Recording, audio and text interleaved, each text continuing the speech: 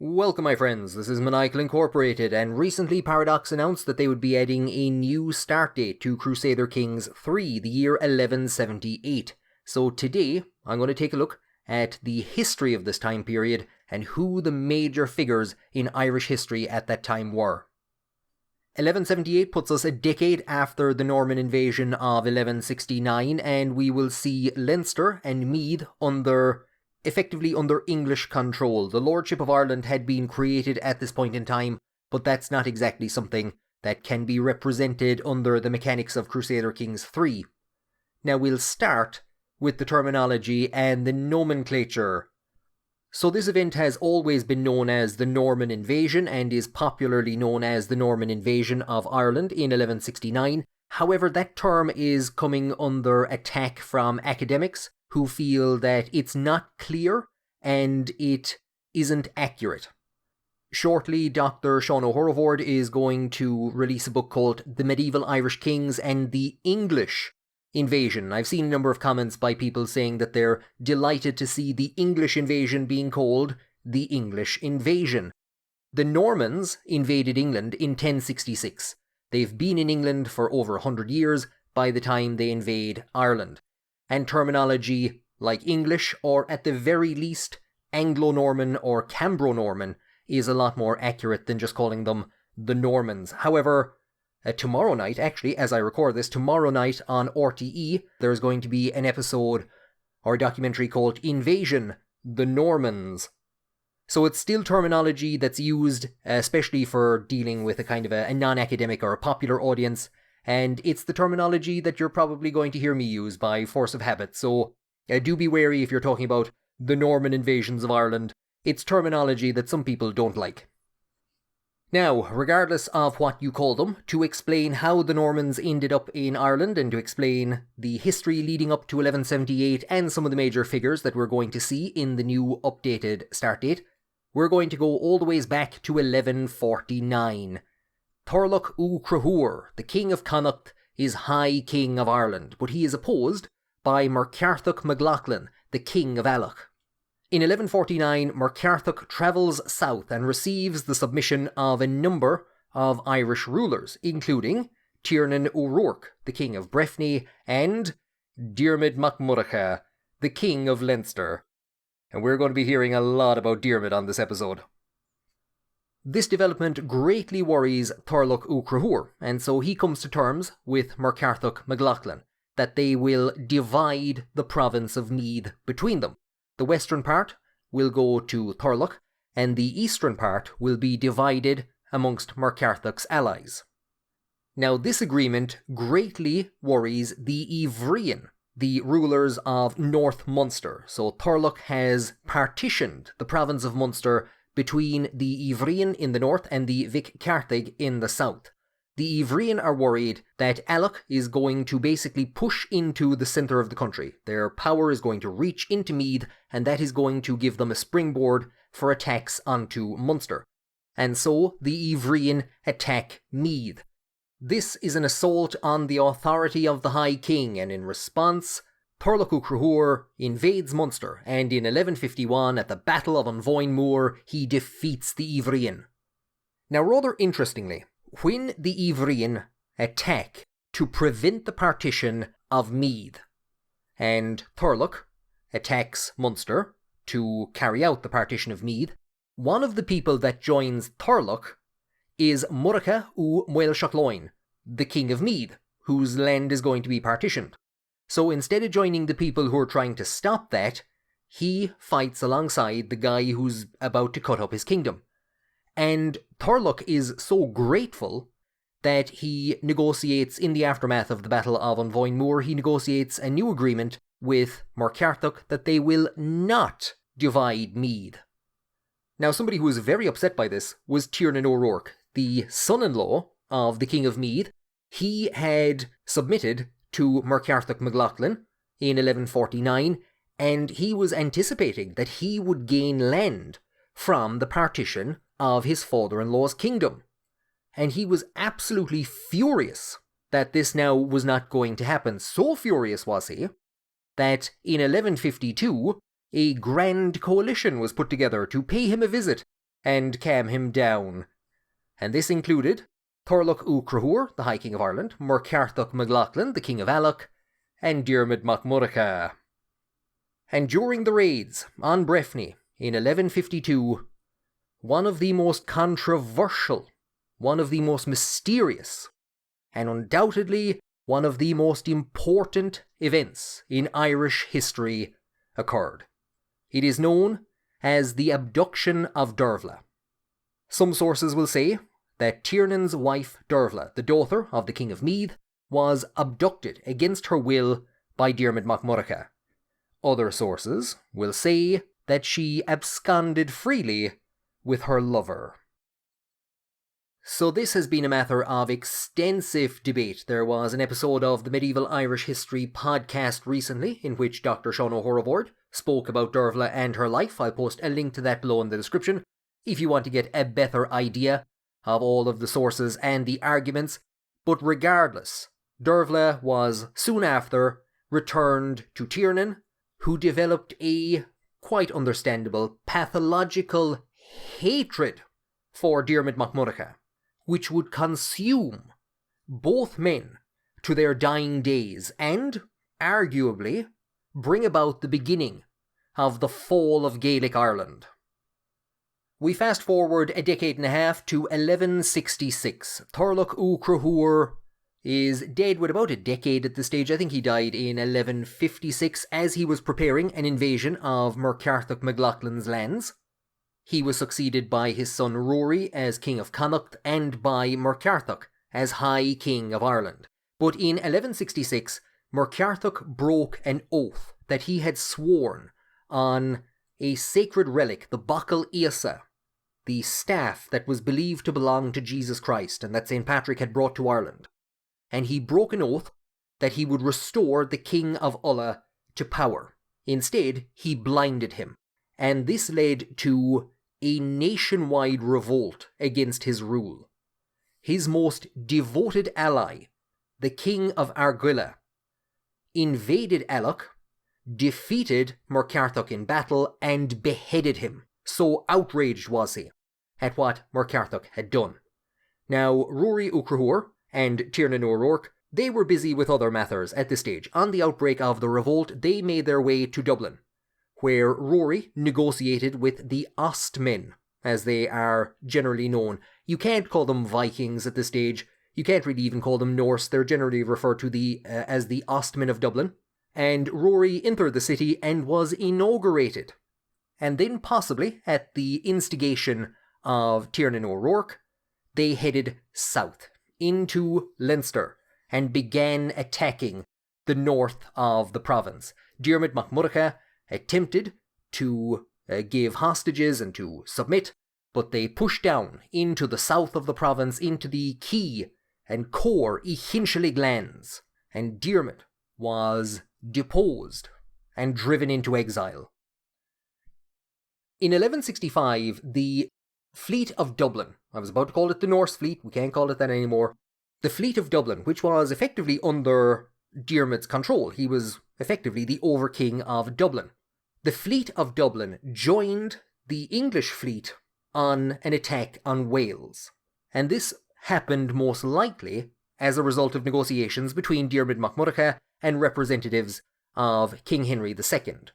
So, as late as 1165, there were contacts between Diarmid and the King of England. Most likely those contacts went back much longer. And so when he was deposed, Diarmid travelled first to Bristol and then on to France to meet with Henry II and to negotiate troops, the hiring of troops, to help him retake Leinster. And we still have the exact wording that Henry II gave him when Diarmid petitioned for aid to retake his kingdom. Henry II told him, "Yeah, sure, whatevs, IDK." Diarmid arrives in Wales, either under the assumption that he has been given explicit authority by Henry II to raise forces, or realizing that he does not have that authority, but is trying to convince people that he does. And he enters negotiations with Richard de Clare, who will be known to history after his death as Strongbow.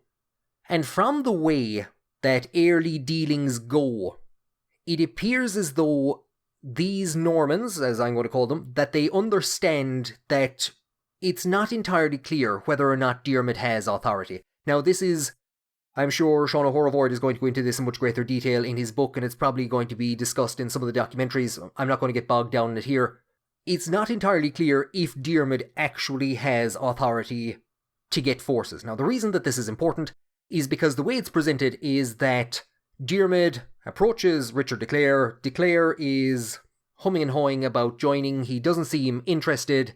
And then Diarmid offers him his daughter's hand in marriage and the kingdom of Leinster on his death. That doesn't really make a lot of sense. And also Diarmid is not necessarily in a position to negotiate away the kingdom of Leinster. He does have, at this stage, he has at least 2 sons and many other members of the family who are entitled under Tanistry to succeed as the heads of the Kinshlig and as the kings of Leinster. It's much more likely that as soon as he arrived, he offered his daughter's hand in marriage, and then probably later on offered the kingdom of Dublin. That would make a lot more sense.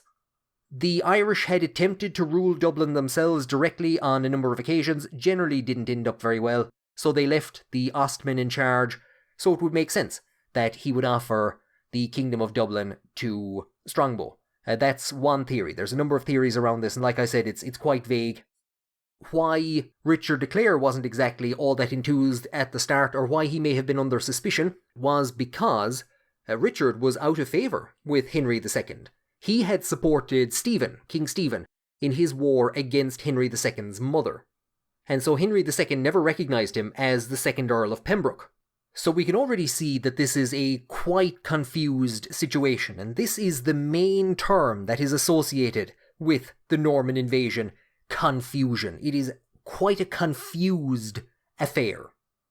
So regardless of what has been offered or what has been accepted, Diarmid Mac Murchadh returns to Ireland in 1167 with a small force of Normans. They are met in battle by Rory O'Connor and Tiernan O'Rourke. They are defeated. Rory is going to be heavily criticised for his lack of determination, his weak rule. He's quite strong in dealing with internal threats to power within his own family and within Connacht. He is quite weak when it comes to dealing with those who have submitted to him and dealing with external enemies. He is indecisive, he acts when he shouldn't, and he doesn't act when he should. Having defeated Diarmid Mac Murchadh on his return to Ireland in 1167, Rory restores him to the core Kinshlig lands in Leinster. He feels that it is better to negotiate with him and to bury the hatchet. Tiernan O'Rourke is absolutely apoplectic. He is furious at this, and he demands from Diarmid compensation for the dishonour that Diarmid caused him by abducting his wife. At this stage, are we talking about 15 years ago? In 1152, 15 years beforehand. And he demands 100 ounces of gold. I've seen a reference that 1 ounce of gold was the equivalent of 8 ounces of silver. And in Fergus Kelly's Guide to Early Irish Law, 1 ounce of silver was equal to 1 cow. So he is demanding 800 cattle, the equivalent of 800 cattle, in compensation for the abduction of his wife 15 years beforehand. To put that in perspective, in 1144, Turlough O'Cruthur, the High King of Ireland, installed his son, Cruthur O'Cruthur, so good they named him twice, as King of Meath. Within a year, he was murdered by the nobles of Meath, and the previous ruler, Murchadh Ó Mael Seachloin, who would join with Turlough in his battle against Munster in 1151, Murchadh was restored to power. Now Turlough negotiated compensation for his son's murder of 400 cattle. So Tiernan is demanding double that sum from Diarmid, and Diarmid pays it. And for a while everything is quiet, because we can see again more of the confusion around whether or not the Normans travelling to Ireland actually have authority to do so. Henry II has got wind of the plan by Richard de Clare to head to Ireland to restore Diarmid to power, and so he orders Richard to escort his daughter to Germany, where she is going to marry the Duke of Saxony. This is seen as an attempt either to delay or entirely scupper Richard's plans, and that is why he is not present on the 1st of May 1169 for the event that is generally known as the Norman Invasion, the arrival of a much larger Norman force under Maurice de Pendergast and Robert Fitzstephen. They arrive just outside Wexford. They take Wexford within 2 days, and they then push on into North Ossory. They've met up with Diarmid mac Murchadh, and they do battle with the Macula Pádraig, who attempt to ambush them. De Pendergast actually recognises this, pulls the forces back into a more open area where they are unwisely charged by the North Ossory forces, and then they go in and they attack North Leinster, and basically manage to bring North Leinster under Diarmid mac Murchagh's control. Again, we see the weakness of Rory O'Connor. He again negotiates with Diarmid, recognises him now as King of Leinster on the condition that Diarmid submits to him as High King of Ireland, and sends the Normans away. But it's too late for that now. In 1170, Raymond le Gros arrives in Ireland with a force of Norman knights preceding Richard de Clare, who arrives in August of 1170. They take the city of Waterford, where he marries Diarmid mac Murchagh's daughter Aoife, and they then march on to Dublin. Now Rory decides to act. He brings his army to block their march to Dublin, and the Normans, they just go around him. They go by the coast road that Rory wasn't expecting, and he withdraws his forces back to Connacht without giving battle. On the 21st of September 1170, as Diarmid is attempting to negotiate with the Ostmen of Dublin for them to surrender control of the city to him, some Norman knights under Miles de Coogan, literally and figuratively, spot an opening. They get into the city and they frighten the living daylights out of the Ostmen to such a degree that they flee, and de Coogan takes control of the city and hands it over to Richard de Clare. Following the capture of Dublin, they push on into Meath, which they begin raiding, and it is now that Rory acts. He is encouraged, he is urged by Tiernan O'Rourke to execute the hostages that Diarmid has given him, and these include one of Diarmid's sons and one of his grandsons by another son. Diarmid's family has suffered quite a lot of executions and blindings up to this stage, and this is going to severely destabilise the family in terms of succession. So we've seen that we have a confused scenario regarding whether or not the Normans even have authority to be in Ireland carrying out the actions that they're carrying out. We now have a confused scenario where the Normans, they've nominally come to Ireland at the behest of Diarmid mac Murchadh, but they hand control of Dublin over to Richard de Clare instead of Diarmid mac Murchadh. Now, a number of Diarmid's heirs have been executed. The worst possible thing that could happen at this point in time would be for Diarmid to die and confuse matters. In May of 1171, Diarmid dies. Henry II is now looking at a scenario in which a number of vassals, who he doesn't entirely trust, have taken control of a significant kingdom on the island of Ireland, and so he begins to prepare what is sometimes referred to as the Second Norman Invasion. As this is happening, Raymond le Gros, Raymond the Fat, urges Richard de Clare to travel to England to meet with Henry II and to submit to him effectively before he arrives in Ireland. And this is exactly what happens. Richard travels to England, meets with Henry II, surrenders all of his possessions in Ireland to him. Henry II keeps Waterford, Wexford and Dublin and grants him Leinster.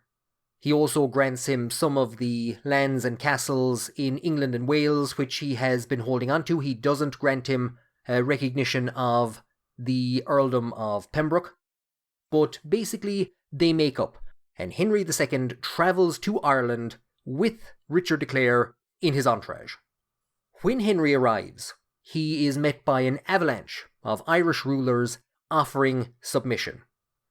Rory O'Connor has made himself quite unpopular, both by his failure to present significant opposition to the Normans, but also the fact that he's been, instead of attacking the Normans, or instead of attacking Diarmid Mac Murchadh, he was predominantly attacking Munster. And so a number of rulers in 1171 submit to Henry II. Initially, Rory does not do so, but in 1172 he meets with Hugh de Lacy and William Fitzaudlin representing Henry II, and he submits to them. Now, with all that out of the way, we can start to focus on the individual rulers who I expect to see in the 1178 start date, and we will start with Rory O'Connor, the last High King of Ireland. There will be others after him who will be crowned or offered the High Kingship, but for all intents and purposes, Rory is the last in a line of Irish High Kings going back at least to the mid-800s, if not into the depths of mythology. Initially on the Norman invasion, Rory spends his time fighting against other Irish rulers. He attacks Donal Mór Uvrian, the King of Thomond, and this causes Donal to ally with his wife's brother-in-law, Strongbow. And Strongbow actually sends forces to Munster to aid Donal in his battles against Rory.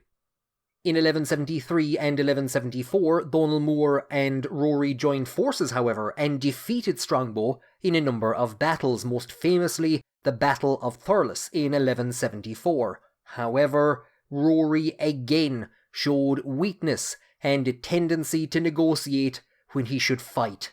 In 1175, he negotiated the Treaty of Windsor. Rory recognised Norman control of the areas that they had conquered and would swear fealty to Henry II, in return for which Henry would recognise Rory as the overking of the Irish outside of the Norman areas, and promised that he would prevent the Normans from pushing into these regions. The Treaty of Windsor is seen as allowing the Normans to consolidate control over the areas that they had taken, and Henry II proved utterly incapable of keeping his knights from pushing into Irish regions. In 1177, Miles de Coogan and Rory's son Murcarthach joined forces to invade Connacht. They were driven back and easily defeated, and while Rory punished his son Murcarthach by blinding him, he made no response when John de Courcy invaded Ulla. And it's most likely that Henry II's inability to control his own knights, plus Rory's perceived weakness, led to the Treaty of Windsor being abandoned at the Council of Oxford in 1177. Here his son John was chosen as Lord of Ireland, and he awarded a number of speculative grants to Munster. Thomond was granted to Philip de Barras, and Cork was granted to Miles de Coogan. These were areas outside of Norman control, and Henry was effectively telling them, if you can take them, you can have them. And so at a time when firm and stable leadership was needed, Rory O'Connor was not able to provide that. He wasn't even able to provide firm leadership in realising that he couldn't provide firm leadership. In 1183, he abdicated in favour of his son Cruthór Mon Mui, but then he attempted to return to power in 1185 with the support of Donal Mór Uvrian.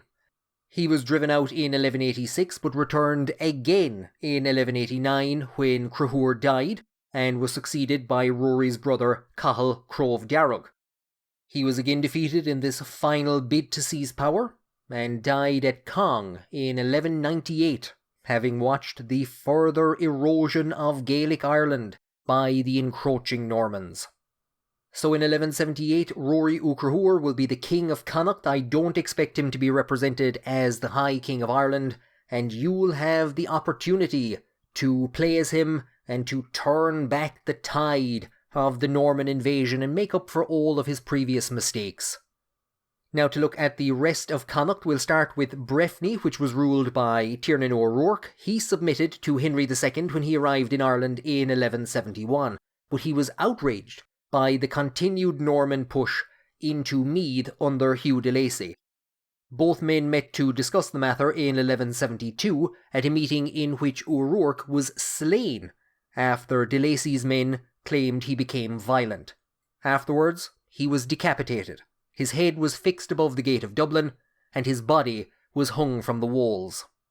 Both his sons had predeceased him, and so it was another member of the family, Amlib, who would rule Breffni from 1176 until 1184.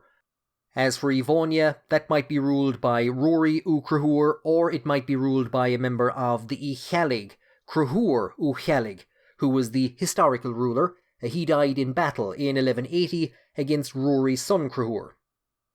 Down in Munster we find who I think is one of the most interesting of the Gaelic rulers at this point in time. The province of Munster had been partitioned between Thomond and Desmond in 1118 by Thorlach O'Cruhur to effectively break the power of the Ivrian and secure the high kingship for himself.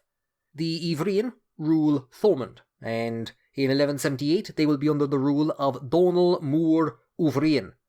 He came to power in 1168 after one of his brothers was slain by his cousin, and he immediately blinded another brother to secure power. The blinding of close family members is going to be something that we're going to see a lot of in the Gaelic rulers who secure power at this point in time. It's a mechanic that I've spoken about in the past, and it's one that's been added in the Tip Volume 2 mod.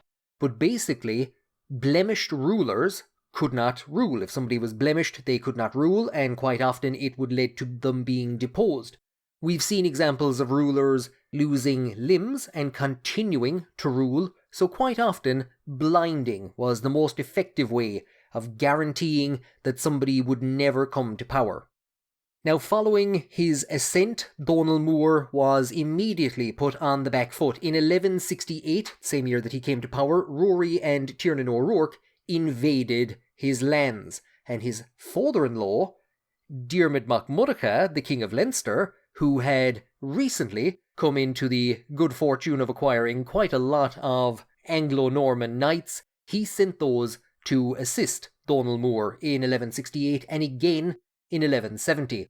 However, when Diarmid died in 1171, Donal Mór gave hostages to Rory O'Connor, but then submitted to Henry II when he arrived. Now, with the Normans on his doorstep in Leinster, they of course immediately began looking into Munster as an area that they could expand into, and so Donal Mór was involved in a number of battles against them. In 1173, he destroyed their castle at Kilkenny, and in 1174, at the Battle of Thurles, he defeated Strongbow's armies and stopped his march on Limerick. In 1175, he was briefly deposed by Rory O'Connor in the midst of a family feud, but seems to have been restored maybe a year later, because in 1177, he would face his greatest challenge. Thomond had been granted to Philip de Barras at the Council of Oxford, and he, Robert Fitzstephen, and Miles de Coogan attacked Limerick, but Donal met them in battle, defeated them, and drove them back.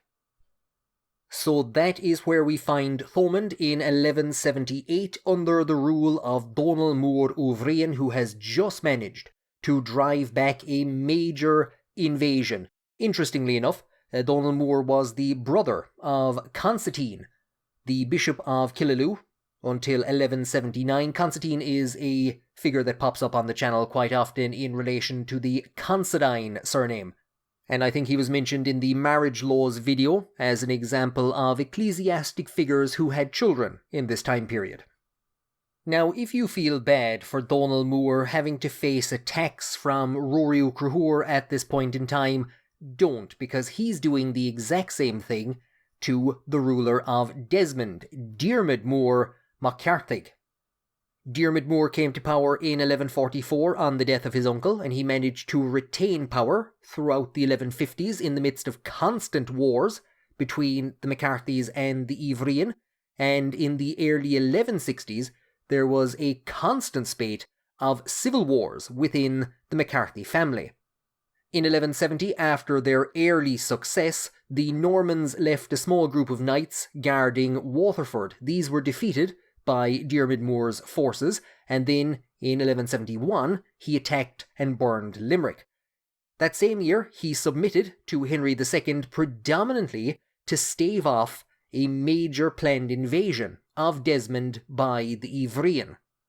We have here another example of an Irish ruler whose submission to the King of England meant very little to the King of England's vassals. The Normans plundered the capital of Desmond, Lismore, in 1173, and in 1176 Diarmaid was deposed by his son Cormac, but he was restored within a year when Cormac was murdered.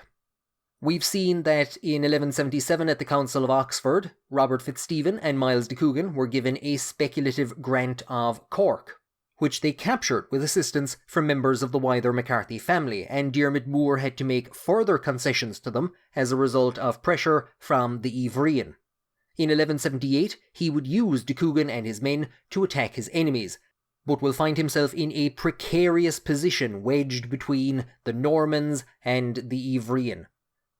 So in the new CK3 start date, Diarmaid Moore will rule Desmond, and we will also potentially see Miles de Coogan wandering about the place. De Coogan would be murdered in Lismore in 1182, and Diarmaid Moore would join a provincial-wide rebellion against the Normans. However, in 1185, at a parley, he was murdered by Geoffrey de Coogan, possibly a brother of Miles. Geoffrey, in turn, would be murdered by Diarmaid Moore's son, Donal Moore. The final county in Munster is Ormond, which is an odd one in that it has changed between the two existing start dates. In 867 it represents Cashel, but in the 1066 start it represents the Viking city of Waterford, which by 1178 is under Norman control, specifically under the control of Henry II. I think it'd be weird to have Henry II ruling Ormond in the new start date, and we do know historically that Ormond was ruled in this time period by a branch of the O'Brien family, the O'Kennedys, the ancestors of John Fitzgerald Kennedy. We don't know much about the Lords of Ormond in this time period, but we do know that Donal O'Kennedy died in 1181, and surely somebody could do a playthrough in which they unite Ireland as JFK. Next we move on to Leinster, and we'll start with Ossory, which was divided into North and South Ossory on the death of Donncha Mac Gilpatrick in 1162. Initially, North Ossory was ruled by a distant member of the family, but on their death in 1165, Donal, the son of Donncha Mac Gilpatrick, succeeded and ruled until 1185, so this is who I think is going to be represented as the ruler of a single united Ossory in the 1178 start.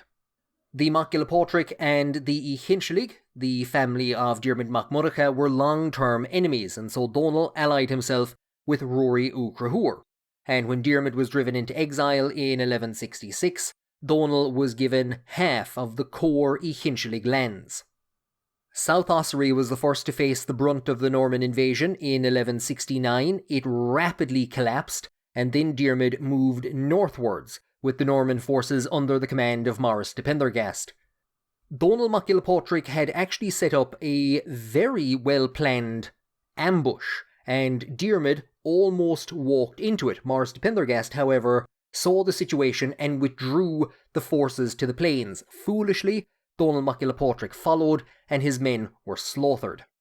Now, after this victory, de Pendergast wanted to return to Wales, but Diarmaid Mac Murdocha blocked him from departing at Wexford, and so furious was de Pendergast that he met with Donal Mac Gilpatrick, who he had just defeated in battle, and they formed an alliance. Shortly after this, Rory O'Connor and Diarmaid Mac Murdocha negotiated peace for the second time. Diarmaid was recognised as the King of Leinster, but Donal and his new ally de Pendergast, they didn't care about this, and they began raiding into North Leinster, and this continued until de Pendergast discovered that Donal's men wanted to kill him, causing him to leave the camp and finally return to Wales. When Strongbow arrived in 1170, Donal hoped that Rory would be able to hold him back, but as we've seen, Strongbow managed to get his forces around him and make it to Dublin, and Rory simply withdrew to Connacht. In fear, Donal fled to Connacht, but returned in 1171. And he had good reason to be fearful. After his return, Strongbow and his brother-in-law, Donal Mór Uvrian, both descended on Ossory. Donal was captured and could quite possibly have been executed if he wasn't saved by Maurice de Pendergast, who was back from Wales and serving in Strongbow's army. In 1171, Donal submitted to Henry II, and in 1173 and 1174 his lands suffered attacks by Donal Mór Uvrian against Strongbow. There was the Battle of Kilkenny and the Battle of Thurles. It was events such as this that effectively drove Donal to support the de Clares. He became a loyal supporter of the family and continued to support them after Strongbow died in 1176. So this makes Donal Mac Gilpótric and Ossory a really interesting start in 1178. They're caught between the Norman invasion, they're sometimes allies, sometimes enemies in Munster, the weakness of Rory O'Connor, and are forced on a number of occasions to make decisions for the safety and security and the future of the family. And many of those decisions were forced upon him by Diarmid Mac Murdocha. Now, I'm not going to deal too much with Diarmid here. He is a fascinating character, and I might do a dedicated episode to him at some stage. But I do want to address just a few aspects of his early career to give you an idea of what type of individual he was. In 1141, to solidify control in Leinster, he had 17 nobles either killed or blinded. We've already seen the abduction of Dervla, possibly so that he could try and use her as a hostage to exert pressure on the King of Meath, or even just to humiliate Tiernan O'Rourke. And in 1166, when he was driven into exile, one of the last things he did before he departed was he executed hostages belonging to the Mac Gilpótric and to the Ifoiloin, a family that was part of the Dunlinge dynasty in North Leinster.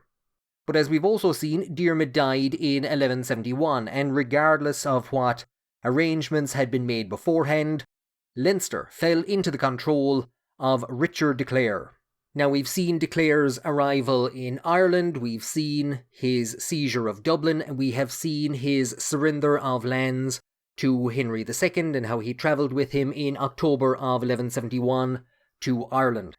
In the immediate aftermath of this, Strongbow is going to be stretched between attempts to pacify and control his holdings in Ireland and requirements of serving Henry II in various rebellions against him. In 1173, Strongbow campaigns in Normandy against the rebellion of Prince Henry. He also has to recruit troops from Ireland and send his knights to take part in that rebellion, or in putting down that rebellion. And this, of course, leads to a rebellion in Ireland, and he is stretched thin in terms of troops. He doesn't prove himself to be much of a military commander, and it looks as though Le Gros was the martial figure. When Le Gros is no longer in his service, or when Le Gros has departed, this is when Strongbow suffers his big defeats at Kilkenny and Thurles. Strongbow seems to be more of an organiser and a bureaucrat, effectively, than he does an actual martial figure. What type of ruler he would have become, we'll never know, because he died in 1176.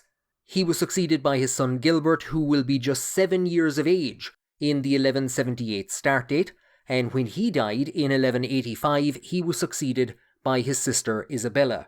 She would be married to William Marshall, bringing the de Clare name to an end, but you have the option to start in 1178 as young Gilbert and change all that.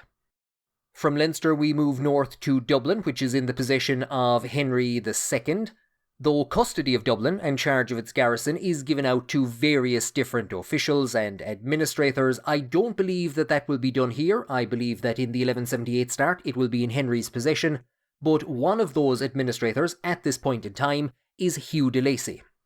We've seen a bit of de Lacy already. In 1171 he travelled to Ireland with Henry II, and in 1172 he received the submission of Rory O'Connor on behalf of Henry II.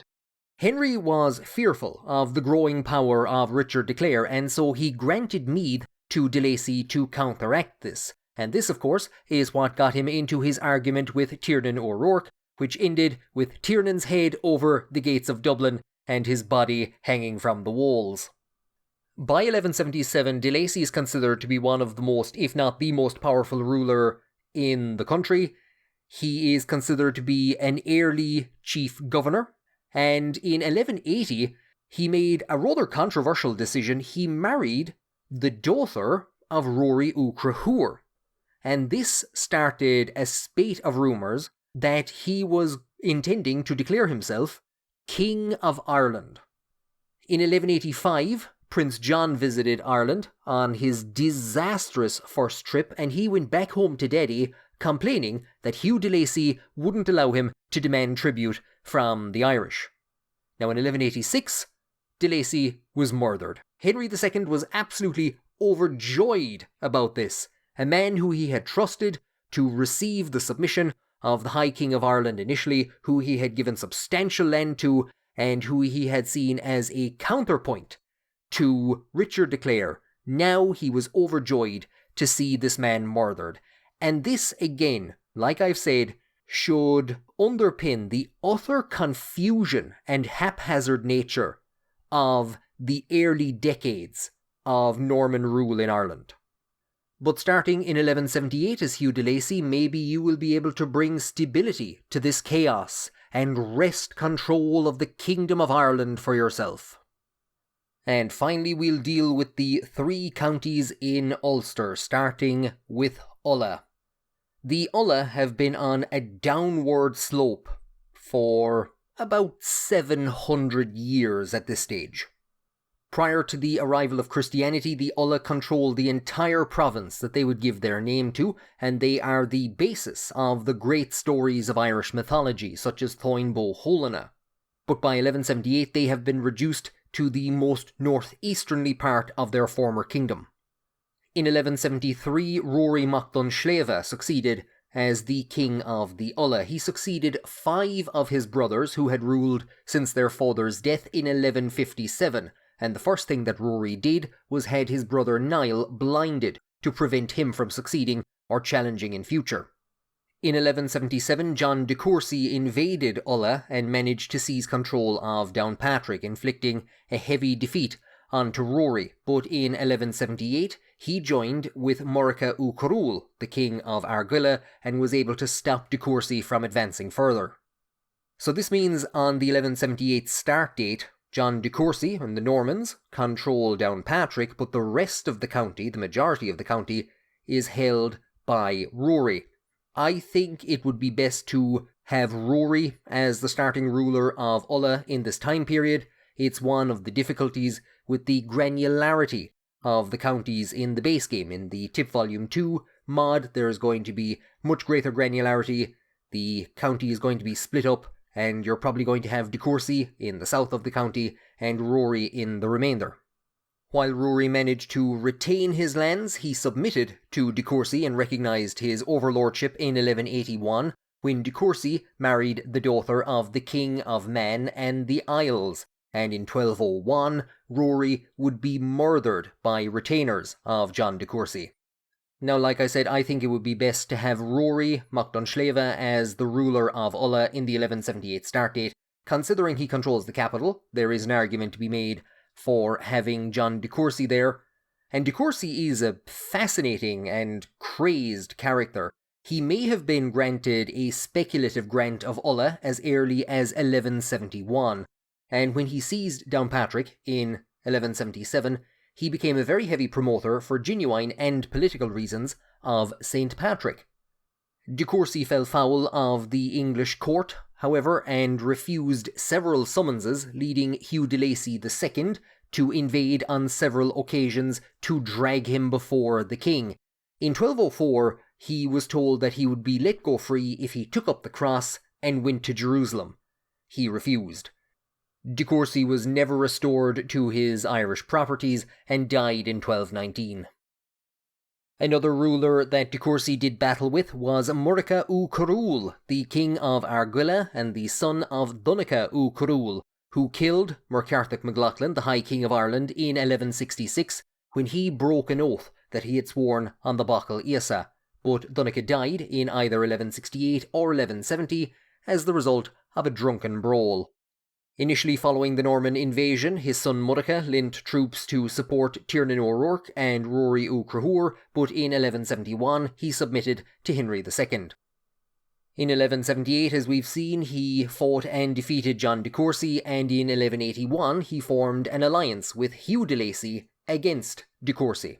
So it's arguable that in the 1178 start, Mudcha O'Connor is the strongest of the Gaelic rulers in Ulster. And one of the reasons for this is because Alloch and the Cinnal Owen still have not recovered from the death of their ruler Murcartach MacLachlan in 1166. In that year he swore on the Bochel Íosa that he would restore Ucha Mac Dunsleva as King of Ulla after he had been defeated in a revolt. Instead, he had Ucha blinded. This was one of Rory Mac Dunsleva's elder brothers. And as we've seen, this precipitated a nationwide revolt that led to him being slain and beheaded by Donogh O'Connor. Rory O'Connor took this opportunity to seize the High Kingship and drive Diarmid Mac Mudcha from Ireland, starting off this entire crazed chain of events which we've gone through today. By the mid and late 1170s, a number of branches of the family are fighting for control of Alloch, and one of the most interesting individuals thrown up in this period is A. Unmachoiv Pon Lag, A. the lazy-arsed young fella. This is a nickname he received when he refused to stand in the presence of Murcartach MacLachlan. And while he did rule Alloch for a period of time, his rule began to wane in 1174, and he died in 1177. In the 1178 start, it looks as though the ruler of Arguilla will be one of Murcartach's sons, Muel Shacloin MacLachlan. So there we go, that is what I think Ireland is going to look like in the 1178 start date. And what I might do at some stage is take a look at Ireland in 1178 in Crusader Kings II, because I imagine what they're going to do is just port over that data, as much of it as they can. So an exciting time ahead for those who are interested in the Norman invasion, the English invasion of Ireland in 1169. There's a documentary coming out on RTE. Sean O'Horivord has a really interesting book coming out, and we have the 1178 start added to CK3. Let me know if there are any rulers that you think should be present in the 1178 start instead of the ones that I mentioned, and comment below and tell me who is the first ruler in Ireland that you're going to play as when the 1178 start date drops. Thank you for joining me on this episode, and whatever you do before the next one, do not profane any of the relics of Ireland.